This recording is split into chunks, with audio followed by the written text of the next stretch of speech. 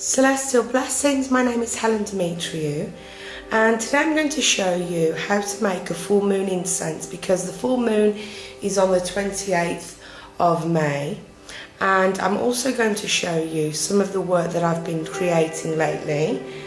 Now, the full moon incense is to be used during your ritual, and this kind of incense is going to bring into manifestation, it's going to manifest into reality whatever you're asking for during this ease bath. So it could be if you're asking for healing, if you're asking for protection, for abundance, for wealth, then this incense will help to manifest that working that you're doing this ease bath. So obviously you'll be doing this during the full moon, and I do advise you to put this incense, the herbs, to charge on your altar from now. If you don't have an altar and you don't work with an altar, but you'd like to make a full moon incense, it's okay. Just follow the steps that I'm going to show you. So first, you need a charcoal block. Hope you can see that, and somewhere that is heat proof to burn your incense. Now, what you're going to also need is some lavender, anise and rosemary. Now, I don't have any dried rosemary because silly me, I used it all and I forgot to dry some more. But that's okay, because I also use fresh herbs when making my incense as well. And you'll also need your mortar and pestle. So, as you see, I don't keep them in fancy jars or anything like that. I just recycle any jars I have, any containers, and I use those. And I keep them in my kitchen cupboards because I use them for cooking, for making teas. I don't deal with toxic or dangerous herbs or spices because I just choose not to put myself in that danger. Plus I have children in the house and I don't trust locking anything away because children find the key eventually. So what you're going to need is a teaspoon of lavender. I'll just show you that. Lavender flower heads. A teaspoon of anise.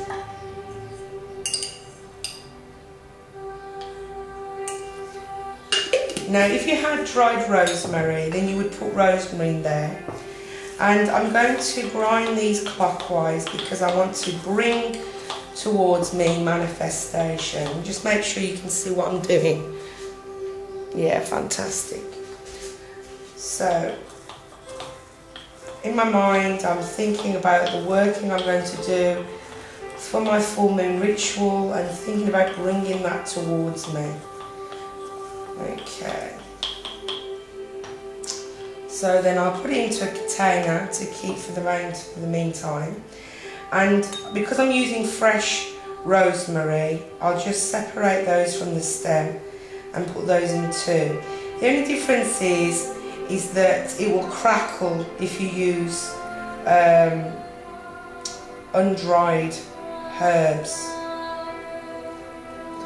So I just separate those and put those into there, and then just give it a little shake. Now, what you can do then is you mix them during the full moon. So you've charged them on your altar now during the waxing moon, and when it becomes the full moon, you charge the incense.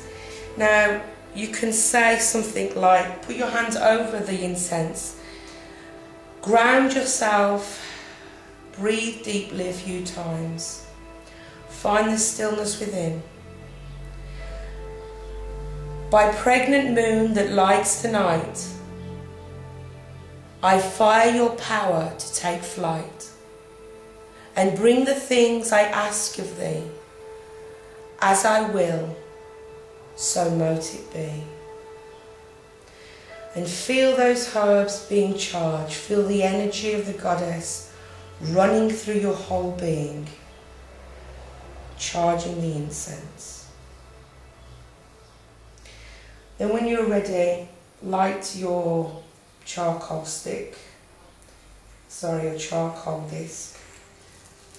I would recommend using tongs for this, by the way. So when you would light your incense during the ritual, you would do it light it at that time, and then just spoon over the herbs, the incense. Now obviously this is just for demonstration. I will be doing this again on the 28th on the full moon, and you just spoon that over.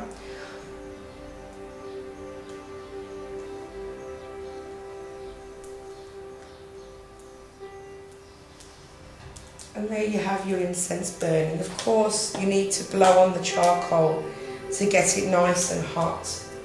Now I'll show you the things I've been making. I've been doing some art. I'll just show you here.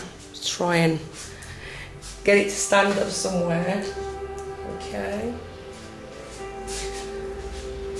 I was inspired to draw the spiral goddess, paint it rather. And I covered it in glitter. I don't know if you can see that here. I put different coloured glitter on there. And because I don't have any pictures of the goddess, I wanted to draw it, paint it, and have it near me wherever I am. So I'm not going to put it on the wall, not right now. I'll just carry it around with me wherever I go, wherever I'm working. And I've also made this pot, which is not finished. I need to sand it down. And it was really difficult to make this out of clay. And I used 2 different colours of clay. I'm going to sand all this down and paint it. And I don't know what I'm going to use it for yet. But I'll find something to use it for. I was thinking about putting a candle inside and putting some offerings in there and putting it in the garden, but we'll see what I do with that. The other thing I created was this offering bowl. Let's take these out. Okay, they're not perfect, okay, I've never went to learn how to make anything out of clay. I just do it from spirit because I like it. And I made these angel stones. If you have fairies, you can buy fairy stickers. These are the stones I collected from the beach when I went with my sons, and you'll see the videos of those. I also created some without painting them.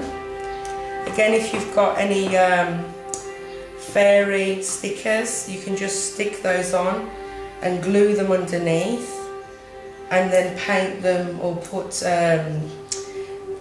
glitter glue or sprinkle glitter. And then the other thing that I made was, I couldn't find one in Cyprus, a goddess statue. So it would have been, I couldn't find one that I liked because I want the moon goddess, and I can't find anything that I like with the moon goddess. So I decided to make one out of clay.